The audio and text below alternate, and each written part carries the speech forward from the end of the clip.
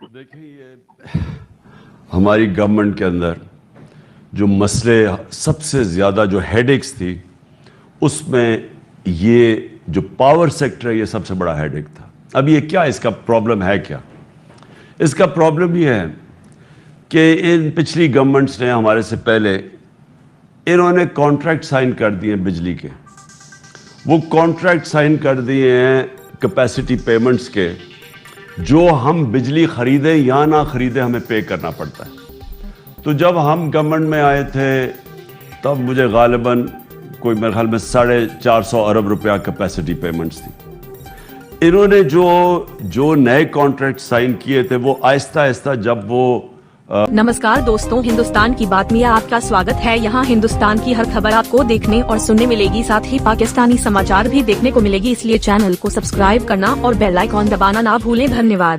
وہ بجلی پروڈیوس کرنے شروع کریں گے اور کر رہے ہیں اب، تو اگلے سال 2023 کے اندر 1450 ارب روپیہ ہمیں کیپیسٹی پیمنٹس دینی پڑیں گی. سو آپ بجلی استعمال کریں یا نہ کریں آپ کو ان کو پیسے دینے پڑیں گے. اور انہوں نے جو بجلی گھر بنا دیا یا جو پاور جنریشن بنا دیا ہے وہ ہماری ڈیمانڈ سے زیادہ بنا دی ہے. اور سیکنڈلی انہوں نے کیا کیا ہے وہ ہے امپورٹڈ فیول کے اوپر. اب ہوا کیا ہے، آج پاکستان کے پاس لوڈ شیڈنگ کیوں ہے؟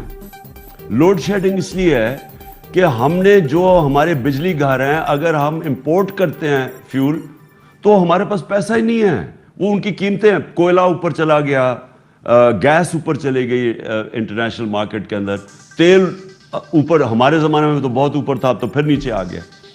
تو ہمارے پاس فورن ایکسچینج ہی نہیں ہے وہ فیول امپورٹ کرنے کے لیے، کیونکہ انہوں نے بجلی کے یہ پانی کے اوپر نہیں بنائی.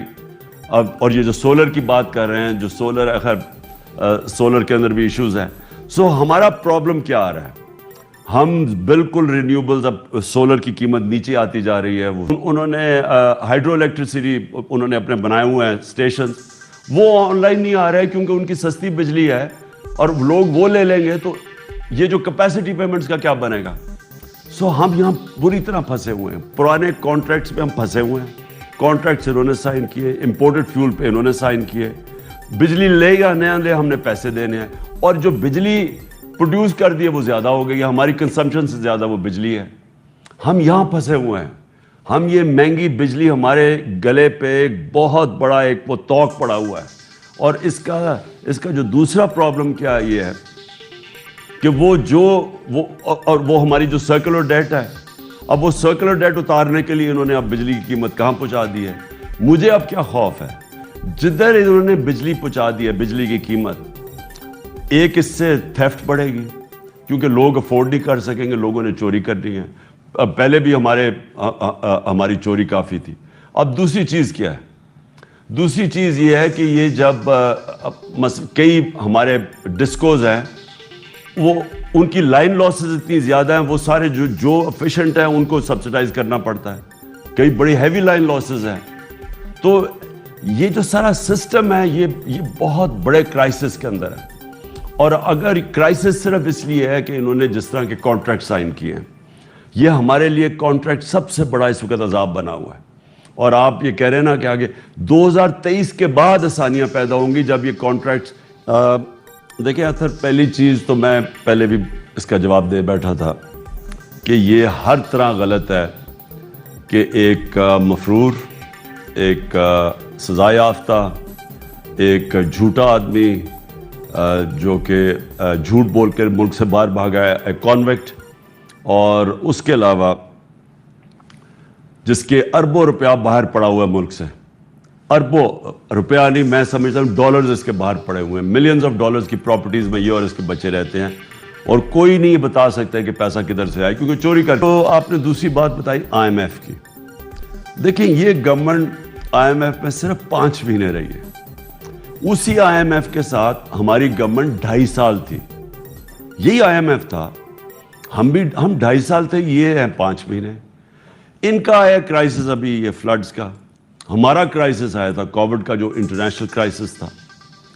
تو ہم نے اس کے دوران آئی ایم ایف سے رہتے ہوئے اپنے ملک کو سنبھالا بھی, بینکرپٹ ملک چھوڑ کے گیا تھا. میں نے آپ سے پہلے آ کے بتایا کہ $20 ارب کا خسارہ چھوڑ کے گئے, اور جو ہماری ایکسپورٹس تھی اور جو ریمیٹنسز ملا کے وہ $43 ارب تھی.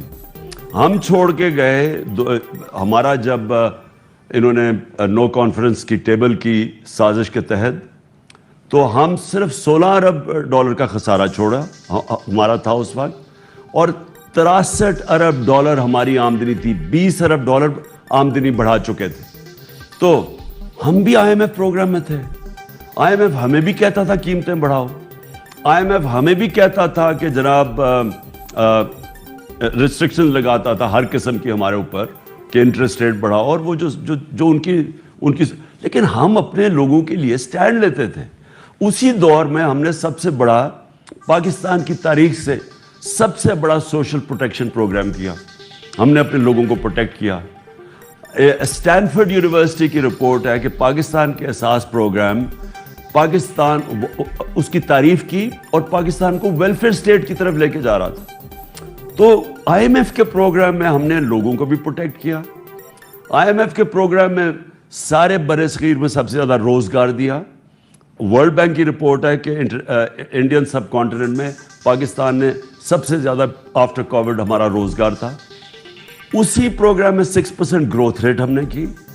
اسی پروگرام کے اندر ہماری انڈسٹریل پروڈکشن بڑھی, 11% لارج اسکیل مینوفیکچرنگ, اور ہماری 4 کراپس کے اوپر ریکارڈ پیداوار.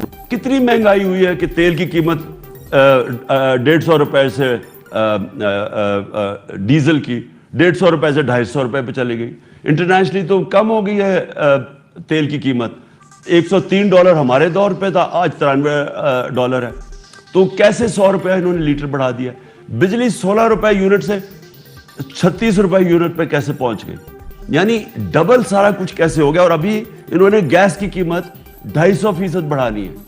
تو میں سوال یہ پوچھتا ہوں کہ مہنگائی تو ہو رہی تھی, امپورٹڈ مہنگائی تو تھی. میں بار بار جب کہتا تھا کہ عالمی مہنگائی ہے تو یہ سارے مجھے تنقید کرتے تھے.